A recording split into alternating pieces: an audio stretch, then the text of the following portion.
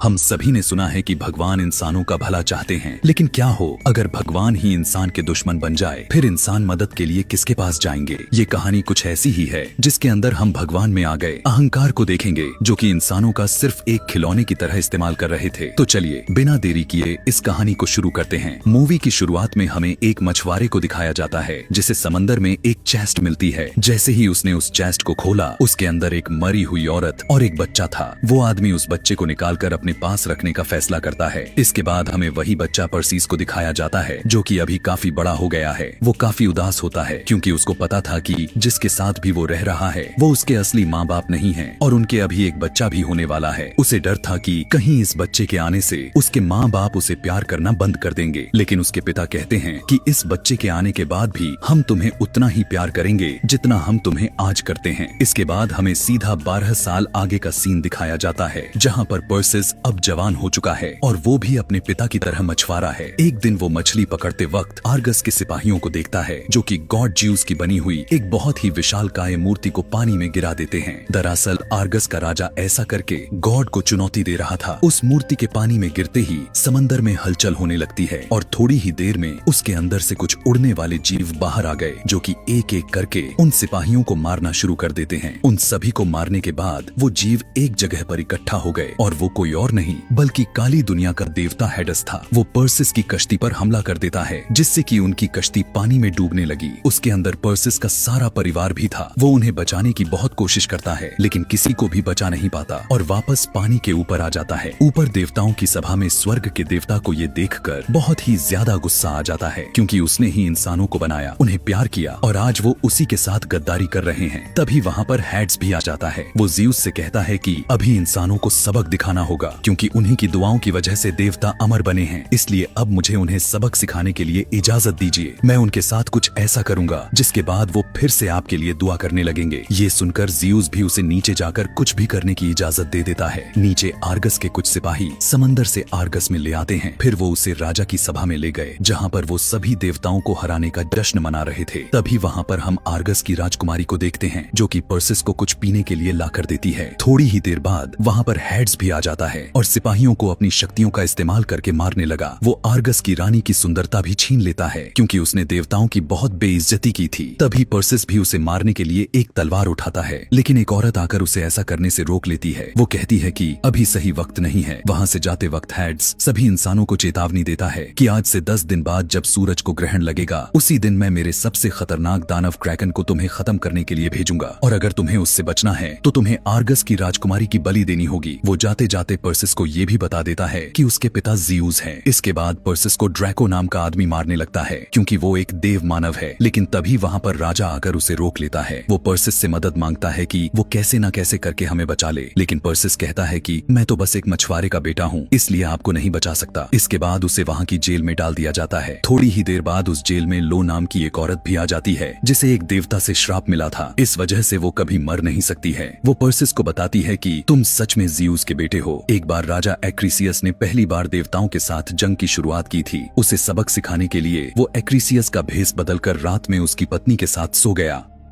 लेकिन एक्रीसियस को भी ये बात पता चल जाती है। जैसे ही वो अपने कमरे में गया, ज़्यूस वहाँ से उड़ जाता है। उस वक्त एक्रीसियस की पत्नी के एक बच्चा भी होता है, जो कि ज़्यूस का बेटा था। ये देखकर एक्रीसियस उसकी पत्नी और उस बच्चे को एक चेस्ट में डालकर पानी में फेंकने ही वाला होता है कि तभी ज़्यूस की शक्तियों से एक्रीसियस का आधा शरीर भी गल जाता है, लेकिन वो उस चेस्ट को पानी में डाल ही देता है और उसकी चेस्ट के अंदर पर्सिस था। प्रेजेंट टाइम में लो पर्सिस को बताती है कि हम स्टिगियन विच से क्रैकन को कैसे मारना है उसके बारे में पता कर सकते हैं। इसलिए आर्गस के कुछ सिपाही और पर्सिस उन विच को ढूंढने के लिए आर्गस से निकल जाते हैं। इसके बाद हमें आर्गस ने नीचे एक छुपी हुई जगह को दिखाया जाता है, जहाँ पर एक्रीसियस अभी भी जिंदा था। एक दिन उसके पास हेड्स भी आ जाता है। वो एक्रीसियस को बताता है कि ज़्यूस का बेटा अभी भी जिंदा है, इसलिए तुम्हें उसे मारना होगा, और वो एक्रीसियस को अपनी कुछ ताकतें भी दे देता है। उधर रास्ते में वो सभी एक जगह पर रुक जाते हैं। वहाँ पर ड्रैको पर्सिस को तलवारबाजी सिखाने लगता है और पर्सिस थोड़ी ही देर में तलवारबाजी में बिल्कुल परफेक्ट डिस्ट्रैक्ट हो गया था। इसके बाद पर्सिस एक जगह पर जाता है जहाँ पर उसे एक चमकती तलवार मिलती है। पीछे से ड्रैको आकर उसे बताता है कि ये देवताओं ने तुम्हारे लिए भेजी है, लेकिन पर्सिस उसे नहीं लेता और ड्रैको को उसे दे देता है। वहाँ से थोड़ा और आगे जाने के बाद पर्सिस को कुछ उड़ने वाले घोड़े मिलते हैं, लेकिन तभी वहाँ पर एक बहुत ही सुंदर काले रंग का उड़ने वाला घोड़ा आ जाता है। तभी वहाँ पर लो भी आ जाती है। वो दोनों एक दूसरे के साथ बातें कर ही रहे थे। उसी वक्त उन पर एक्रीसियस भी आकर हमला करने लगा। वो पर्सिस के ऊपर हमला करके उसके हाथ पर काट लेता है, लेकिन एक सिपाही ने आकर उसके हाथ को ही काट दिया, लेकिन वो हाथ एक बिच्छू में बदल जाता है। उधर वो लोग अभी भी एक्रीसियस का पीछा करते रहते हैं, लेकिन जहाँ पर भी एक्रीसियस का खून गिर रहा था उस जमीन में से बड़े बड़े बिच्छू निकलने लगते हैं और उन सभी लोगों पर हमला कर देते हैं। एक बार उनमें से एक बिच्छू पर्सिस को मारने ही वाला था कि तभी लो आकर उसे बचा लेती है, लेकिन पीछे से आकर उस पर भी एक बिच्छू हमला कर देता है। उधर ड्रैको ने एक बिच्छू को मार दिया। अब पर्सिस और लो दोनों दूसरे बिच्छू से डर कर भाग रहे थे कि तभी पर्सिस भी एक बिच्छू को मार देता है, लेकिन तभी वो देखते हैं कि वहाँ पर और भी ज्यादा बिच्छू आ गए थे जिनकी तादाद बहुत ज्यादा थी। लेकिन तभी वहाँ पर एक जिन्न भी अपने साथियों के साथ आ जाता है। दरअसल ये लोग जहाँ पर थे ये उन्हीं का इलाका था। वो जिन्न उन सभी बिच्छुओं को अपने कंट्रोल में ले लेता है कि तभी एक्रीसियस के काटने की वजह से पर्सिस के पूरे शरीर में जहर फैलने लगता है। इसके बाद रात में वो जिन्न पर्सिस के टेंट में आकर उसे अपने जादू से ठीक करने की कोशिश करता है, लेकिन ड्रैको और बाकी के लोगों को लगता है कि वो पर्सिस को मारने की कोशिश कर रहा है। उन सभी में लड़ाई होने लगती है, पर थोड़ी ही देर बाद पर्सिस भी बाहर आ जाता है, जो कि अब बिल्कुल ठीक हो गया था। अगले दिन ड्रैको पर्सिस को अपनी उस तलवार को चलाने के लिए कहता है जो कि उसके लिए देवता ने भेजी थी, लेकिन पर्सिस ने उसे लेने से साफ इनकार कर दिया। तभी वो सभी देखते हैं कि जिन्न उन बिच्छू को कंट्रोल में लेकर उन पर आगे का रास्ते तय करने वाले हैं और उनके साथ वो सभी भी चढ़कर अपनी आगे की मंजिल की ओर निकल जाते हैं। काफी दिनों तक चलते चलते वो सभी उन चुड़ैलों की जगह पर पहुंच जाते हैं। दरअसल वो एक साथ 3 चुड़ैले हैं और उनके सिर्फ एक ही आंख है, जो कि उनमें से एक चुड़ैल के पास रहती है। पर्सिस उनसे पूछता है कि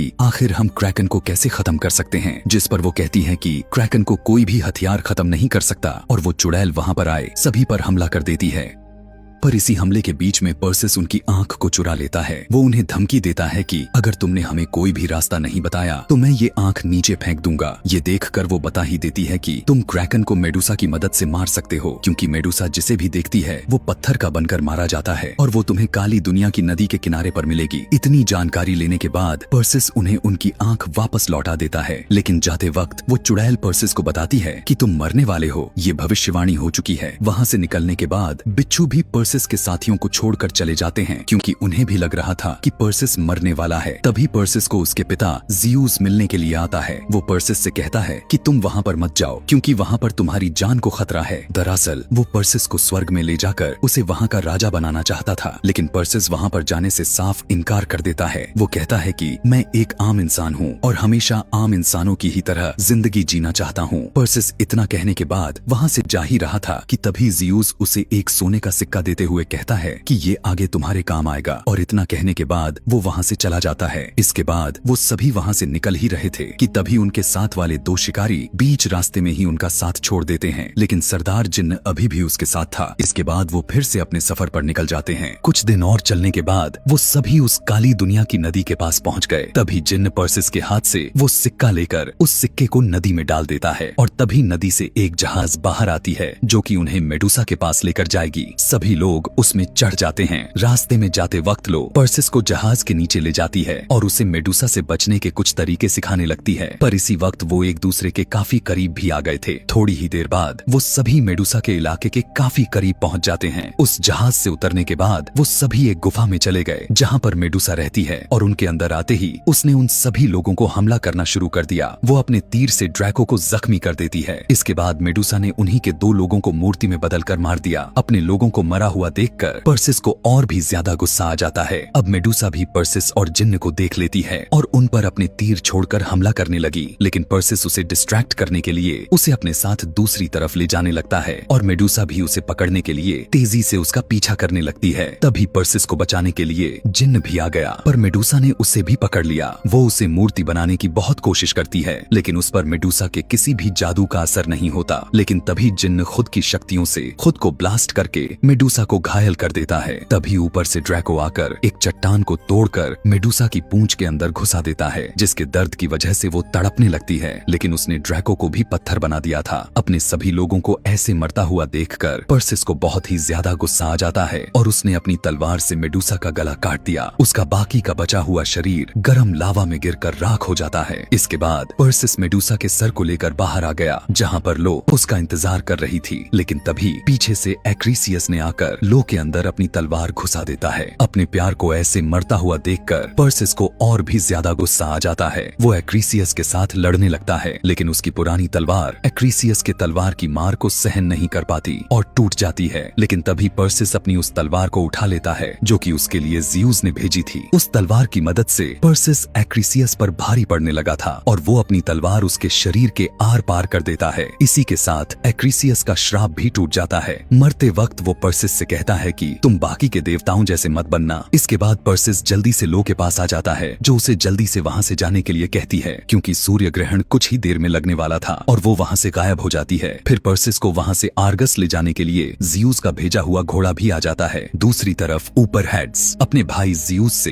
अपने क्रैकन को आजाद करने के लिए इजाजत मांगता है और ज़्यूस भी उसको ऐसा करने की इजाजत दे देता है और अब क्रैकन भी आजाद हो गया था। उधर आर्गस में वहाँ के सभी लोग राजकुमारी को उसके महल से ले आते हैं ताकि वो उसकी बलि देकर खुद की जान को बचा सके और आगे लाकर उसे टांग देते हैं। उसी वक्त वहाँ पर क्रैकन भी आ जाता है। उसने चारों तरफ तबाही मचानी शुरू कर दी। ऊपर स्वर्ग में ज़्यूस को भी पता चल जाता है कि हेड्स ने उसके साथ गद्दारी की है। हेड्स को इस बात का गुस्सा था कि ज़्यूस ने उसे काली दुनिया देकर खुद स्वर्ग ले लिया था और अब वो इस सारी दुनिया पर राज करना चाहता है। नीचे अब पर्सिस भी आर्गस में पहुंच जाता है, लेकिन तभी हेड्स ने आकर उसके पीछे अपने उड़ने वाले जीवों को लगा दिया। वो पर्सिस के हाथ से मेडुसा के सिर को छीन लेते हैं और पर्सिस उसे वापस लेने के लिए उनका पीछा करता है। उसी वक्त वही शिकारी लोग वहाँ पर अपने बिच्छू लाकर पर्सिस की मदद करते हैं और उसी वक्त क्रैकन भी पूरे तरीके से पानी से बाहर निकल जाता है, जो कि दिखने में बहुत ही ज्यादा खौफनाक था। ऊपर मौका देखकर पर्सिस भी उस जीव से मेडुसा के सिर को ले लेता है और अब क्रैकन भी राजकुमारी पर हमला करने ही वाला था कि तभी जल्दी से पर्सिस अपने पास रखे मेडुसा के सिर को क्रैकन की तरफ कर देता है। जैसे ही क्रैकन ने मेडुसा की आंखों में देखा, वो पत्थर में तब्दील होना शुरू हो जाता है और थोड़ी देर बाद वो पूरे तरीके से पत्थर में बदलकर मारा गया। ऊपर बंधी राजकुमारी भी नीचे समंदर में गिर गई। इसके बाद पर्सिस के आगे हेड्स भी आ जाता है, लेकिन पर्सिस फिर से उसे अपनी तलवार की मदद से समंदर की गहराइयों में भेज देता है और इसके बाद वो सीधा राजकुमारी को बचाने के लिए पानी में कूद गया। इसके बाद हमें दोनों एक किनारे पर बेहोश पड़े दिखाए जाते हैं। थोड़ी ही देर बाद उन दोनों को होश आ जाता है। राजकुमारी पर्सिस को आर्गस का राजा बनने के लिए कहती हैं, लेकिन वो राजकुमारी को राजा बनने से इनकार कर देता है। वो कहता है कि मैं अच्छा राजा नहीं बल्कि आप अच्छी रानी बनेंगी। इसके बाद पर्सिस वहाँ से चला गया। वो फिर से उसी जगह पर जाता है जहाँ पर ज़्यूस की मूर्ति बनी हुई थी। तभी वहाँ पर ज़्यूस भी आ गया। पर्सिस उसे कहता है कि हेड्स अभी मरा नहीं है, मैंने उसे फिर से उसकी काली दुनिया में भेज दिया है। जिस पर ज़्यूस कहता है कि वो इंसानों की कमजोरी की वजह से उन पर हावी होता है, लेकिन अभी मुझे पता है जब तक तुम उनके साथ हो वो तुम्हारा कुछ भी बिगाड़ नहीं सकता है। इसके बाद ज़्यूस जाते वक्त वहाँ पर लो को भी फिर से जिंदा कर देता है। इसी के साथ ये मूवी यहीं पर खत्म हो जाती है। और भी मूवी एक्सप्लेनेशन वीडियोस देखने के लिए कमेंट में नेक्स्ट लिखना ना भूलें। Thanks for watching.